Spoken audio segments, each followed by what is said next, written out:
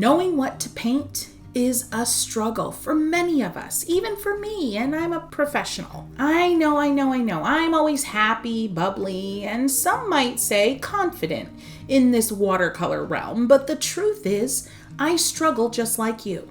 In my book, Making Art for Joy's Sake, Free-Spirited Watercolor, there's a whole chapter dedicated to one of the ways that I shake my creative self up when I don't know what to paint.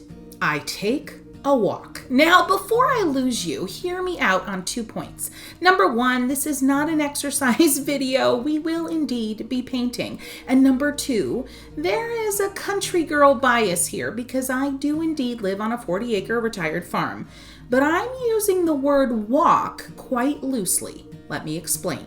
A walk can be anything that kind of shakes you out of your doldrums. It can be a 30-foot walk just outside your door. It can be a walk to your window overlooking the woods in your backyard. It could be a stroll down a busy street to see what you see. It could be a stroll to your fridge to grab some fruit and veg to sketch. I think you see where I'm going here. Sometimes it's just the shaking up of our routine, the get up and change itness that is required to reset our doldrums and remind ourselves that we're still breathing. And a little tiny simple walk can do all that. The point of the walk is to re-energize your brain and find a few things to paint. The point is to quickly make the decision to get up and get out of your own way quickly. I'll let you in on a secret. Those things in your life that feel not worth it because they're seemingly insignificant.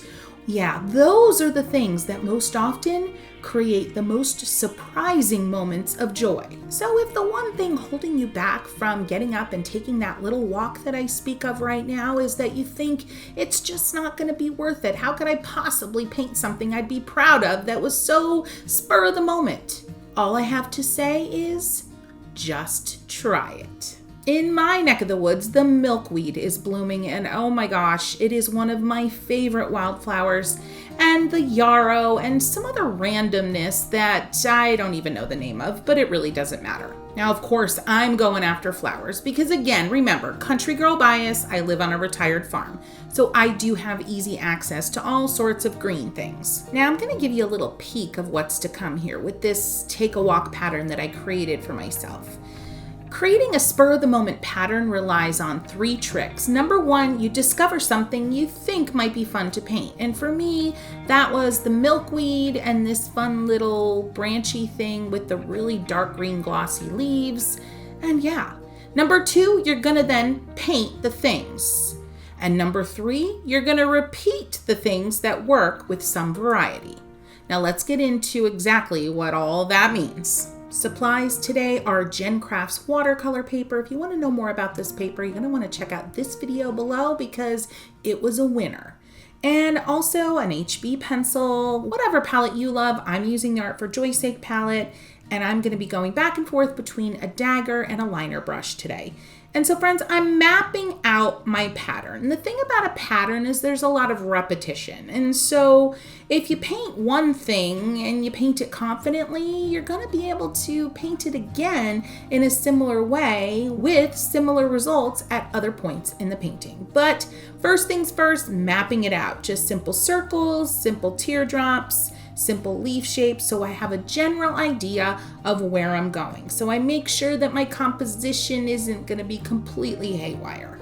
And if you want to get more into composition, there's a video below about that because that's a big old topic. I've decided to do a more abstract, super loose watercolor floral style here because let me tell you what, milkweed has so much detail and I'm just not feeling realism today. So for me, it's a soft, creamy pink with the tip of my dagger brush dabbing here and there and everywhere, following the general shapes of the pencil lines that I mapped out. Some of my dabs have more pressure and some are lighter and bounce more quickly off the page. And I'm going to repeat that. Remember, step 3 in creating a spur-of-the-moment pattern. We're going to repeat the things that work. And so I liked what I did in that first little cotton ball, puff ball of pink blooms, and I'm going to repeat it in the other spaces that I sketched out originally. Now I've got my leaves blocked in, so I'm going to go ahead and fill them in. I'm just using a variety of greens from my palette, lots of water, and some of that creamy tan color right next to the yellow on my palette. And just see what happens, filling in those shapes. Now I know right now, I know me, I'm going to be adding more freehand stuff as this pattern evolves. Speaking of freehand, press, drag, and quick lifts. Yep, that's press, drag, and quick lifts. I've been told that my little phrase about painting leaves sounds like I'm saying press dragon, which is interesting, but anywho. So press, drag, and lift in a few places here and there to start adding some filler moments. Now, do these filler leaves actually resemble something that I picked from my walk? Not really, but who cares? They're just filler, they're just fun. Taking that tan watercolor and again the tip of my brush and a few dabs and dots nearby all of the pink milkweed. And this is a similar technique that I'm repeating based on the milkweed technique that worked and that I like. And the only difference really is just the size of the dots and dabs. Here we go with a little bit more freehand. I'm mixing up a simple olive green from my palette, and it's basically just a green and a little bit of yellow. You do you, use the greens you love. And with the curved edge of my dagger brush facing down, I'm dabbing and lifting and dabbing and lifting at a variety of angles. Some of my dabs are shorter, some are longer. But if you want to re-watch this, watch how I am twisting that brush between my fingers to get different angles quickly and easily. Now I like the results, so I'm going to go ahead and repeat them over here on the left-hand side. Again, repetition, so important. This kind of pattern making for me is extremely relaxing because once I've done something in a way that I'm happy with, I just repeat it somewhere else. And sure, there's a chance I'll screw it up the second time, but I go into that second time with a whole lot of confidence, and that feels really good. Feeling like we need a little bit of contrast, so I just mixed up a dark green. I grabbed green, purple, a little bit of red, even a little bit of brown from my palette, and I'm just dabbing that in here and there and everywhere. And again, it's a form of repetition. I still have some of that green on my brush, so I'm going to do a few press, short drags, and quick lifts to again create some filler and repeat. Now it's time for some detail. I'm grabbing my liner brush. If you don't have a liner brush, just use the smallest round brush you have. Load that brush up with a green. I'm still loving this olive dark green that I mixed up earlier, and I'm starting to add some stems. Now, I don't want to get realistic here, but I kind of want these milkweeds to have a vibe. Like I want them to look like kind of what they look like, right? And so what I'm doing is creating stems that emanate from one point, either spraying upwards like a fan of lines that meet at one point or spraying downwards like a fan of lines that meet at one point. And you can see those two collections of blooms, those collections of pink dots that I'm working on. One is kind of facing upward, so the spray of lines is upwards, and the other, the spray of lines, is downwards. Goodness, did that make sense? Talk about some creative word salad. If you have any questions, if I ever describe something, friends, and you're just not really sure what I'm saying, please head into comments. Now is your chance. I reply to most comments. I'm still working on it, but I want to hear your questions, and I certainly don't want to leave you confused. I noticed that making sure some of those lines are thicker and some are thinner is really effective. It's working, and so I'm going to repeat that approach on all of these little collections of pink dots, which are representing my milkweed blooms. Apparently, I'm obsessed with this green, so I'm going in and adding it throughout. The leaves, some filler, you name it. I love it. I'm going with it. That's the thing, friends. When you're creating a pattern and you're doing it in a quick amount of time, just rely on the things that work. And that green is working beautifully against all that warm, blushy, creamy pink. So I'm going with it. Feeling like I want a little bit of finer detail in these sprays of milkweed, so I'm going in with just this residual color on my brush. It's a little bit of pink, it's a little bit of green, and I'm making some sloppy, tiny little circles here and there. And I really love the kind of interest and persnicketiness that's adding to my blooms. And so I'm gonna go ahead and repeat that in various places throughout the composition. Things are feeling a little pastel, and I keep thinking back to those glossy dark leaves on some of those wildflower greens that I pulled.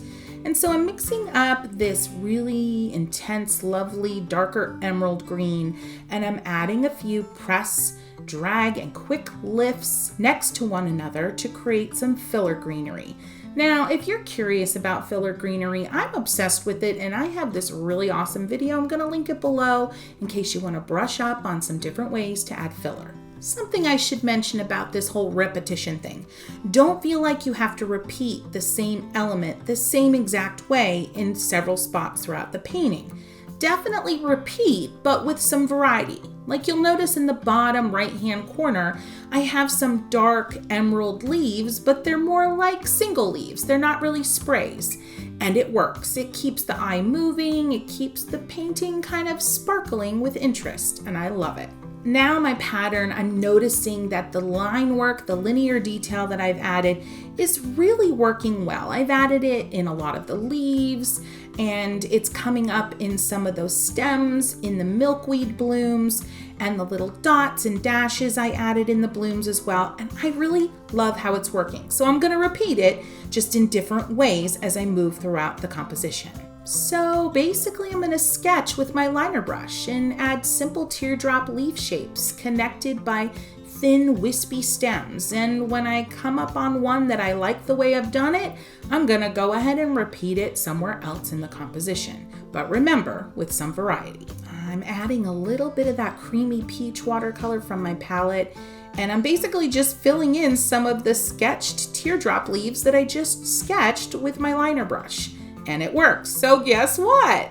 I'm repeating it.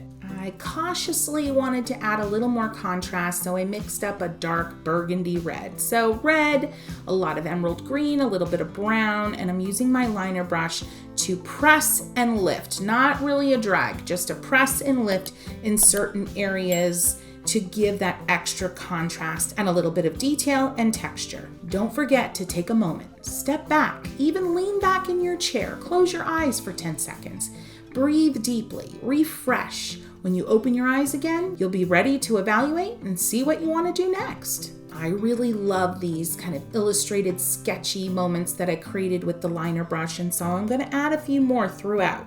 I'm just gonna take a look at my composition as a whole and kind of feel where I want a little bit more movement, a little more exaggeration or direction. Areas that feel a little heavy or too dark, maybe I'll add a little bit of this illustrated leaf work with my liner brush to create some lightness as contrast. And I just keep thinking back to those original milkweed pink dots, and I love them so much. So I'm gonna add just a few trios of those dots here and there throughout on the perimeter of the composition. And I'm definitely keeping an eye on variety. I don't want all these clusters to look the same. And then a few darker dots at the base of each of those pink dots, and then connect them with a little bit of dark green stem. Little bit of linear work throughout quickly, just to sum up visually what I've done, and I am pleased. Now friends, you don't have to spend as long on your take a walk pattern as I did. I worked on a 9x12 sheet, and that's naturally gonna take longer. Work smaller, and this becomes a 10-minute exercise. There's another way that I like to build loose watercolor patterns quickly, and so watch this video to not miss a single thing. And friends, you know what I'm gonna say, happy painting.